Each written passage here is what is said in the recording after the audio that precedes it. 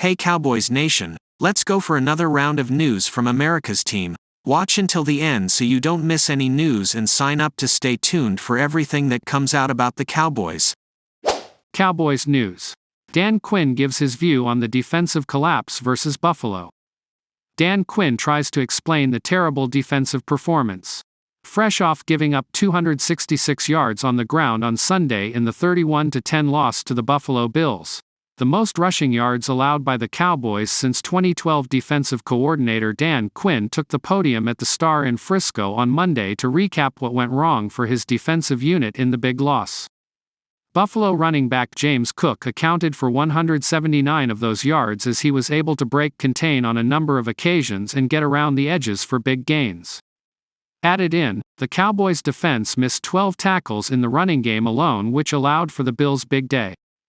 The biggest impact on this game was our tackling and our ball hawking, Quinn said. We're excellent at those two things, and we had a poor performance in both.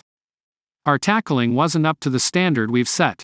That is our secret sauce, our tackling and our ball hawking, and we didn't have it. Opening square bracket ... closing square bracket. I would say it's more in the concentration piece, he said. The other is maybe you're too aggressive. You're flying past and not taking the right angle. Usually the truth is somewhere in the middle. In this case, we needed to take the extra step. We weren't going to lunge and miss because we didn't have the right angle in taking the next step. Jerry Jones makes a strong statement about Mike McCarthy. The Dallas Cowboys aren't as bad as they looked versus the Buffalo Bills, but that loss also proved that they weren't as good as they looked in their win over the Philadelphia Eagles. Most of the time, that's just how things go in this league. But given the fact that teams play just one game per week, the news cycle often leads to short memory and overreactions. That's why just 1 week after everybody praised Mike McCarthy's coaching versus the Eagles, now some want the former Green Bay Packers coach fired. With that in mind, team owner Jerry Jones made it loud and clear that McCarthy's job wasn't in jeopardy by any means, via John Makota. He's coached 3 playoff teams in a row. I think he's done an outstanding job, Jones said. Talking on 105.3 The Fan, Jones stated that the only reason why everybody was so disappointed by the Cowboys' tough loss to the Bills was that McCarthy had done an outstanding job of coaching 3 consecutive playoff teams and putting them in that position to begin with. Jones lauded the coaching staff and called them part of the best part of the team. Jerry Jones has often been loyal and patient to his head coaches, sometimes to a fault. Jason Garrett had a longer leash than most HCs around the league, up to the point where it actively hurt the team. Then again, as much as McCarthy has left something to be desired in the playoffs and against some winning teams, he's also earned the benefit of the doubt in Dallas. Stephen A. Smith has a clear message for Micah Parsons. The Dallas Cowboys just lost a rough 31-10 game to the Buffalo Bills in Week 15 to drop their record to 10-4. Dallas detractors then came out in droves after the loss to decry the Cowboys, much to the chagrin of Micah Parsons. The Cowboys pass rusher noted Monday on his podcast that he believes, everyone just waits for the Cowboys to lose, because of how popular the team is in the league. That comment didn't sit well with ESPN's Stephen A. Smith. The television personality went off on Parsons during a First Take segment Tuesday where Smith explained why everyone always talks about the Cowboys after a loss. If you want to sit up there and literally whine about how you cannot understand how people are rooting against you, why are you profiting off of them? Smith said. It's marketing, man. The Dallas Cowboys. There's no indifference, there's no apathy. You either love them or you hate them. Such is the burden of playing for America's team, and one of the most valuable sports franchises in the world, according to Forbes. That attention from fans and the media is a big reason why the Cowboys remain so profitable. As Smith said in the segment, Cowboys owner Jerry Jones loves it when everyone is talking about his team because it continues to stir interest in them, positively or negatively. The Cowboys aren't even in a bad state this year, either. At 10-4, Dallas is very much still in contention for the NFC East and even the number 1 seed in the conference. Cowboys HC reveals latest update on Zach Martin's status. Coming into Week 15 against the Buffalo Bills at Highmark Stadium, the Dallas Cowboys were hoping to get another solid win against one of the better teams in the league.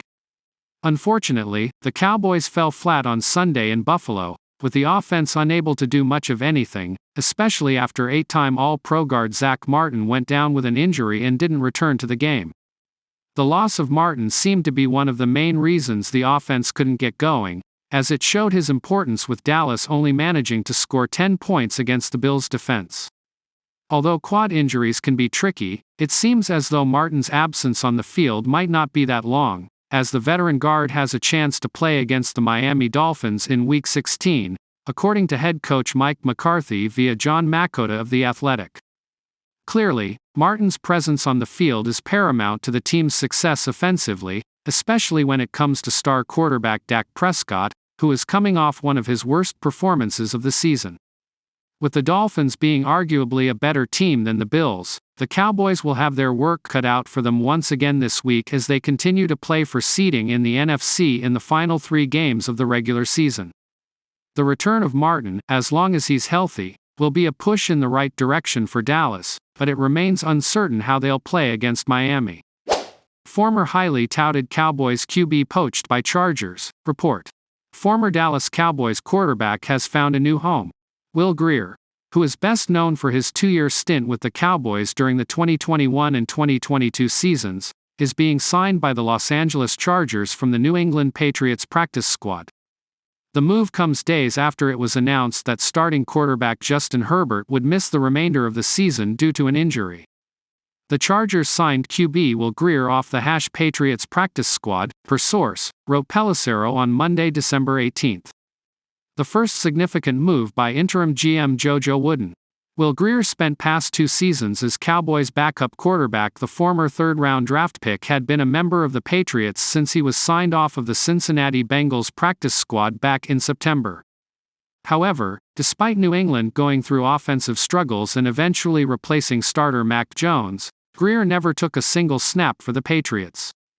Instead, Bailey Zappe has started 3 games for the Patriots. While Greer spent 2 seasons in Dallas as a backup, he never appeared in a single game with the team. He technically was a member of the Cowboys roster through training camp in the preseason this year. However, he was cut once Dallas acquired Trey Lance from the San Francisco 49ers via trade as part of final roster cuts. In his final preseason game with the Cowboys, Greer threw for 305 passing yards, 2 passing touchdowns and 2 rushing touchdowns in a 31-16 win over the Las Vegas Raiders in the preseason finale. Since entering the NFL back in 2019, Greer has seen very little action during his career. He actually hasn't appeared in a regular season game since his rookie season, when he started 2 games for the Carolina Panthers. During those 2 games, Greer went 0-2 and threw 0 touchdowns against 4 interceptions for a 53.8% completion rate and 33.2 passer rating. Greer, who spent time at the University of Florida and West Virginia, had a sensational final season in college where he threw 37 touchdowns against 8 interceptions while being named a second-team All-Big 12 selection.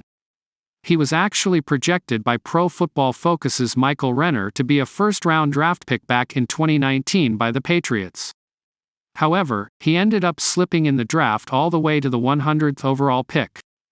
Although the Chargers are playing for nothing at a record of 5-9, that could aid Greer's case in playing before the end of the season. Los Angeles lost 63-21 to the Raiders in Easton Stick's first career start. If the Chargers struggle at any point over the course of their remaining 3 games, Los Angeles could give Greer an opportunity to play.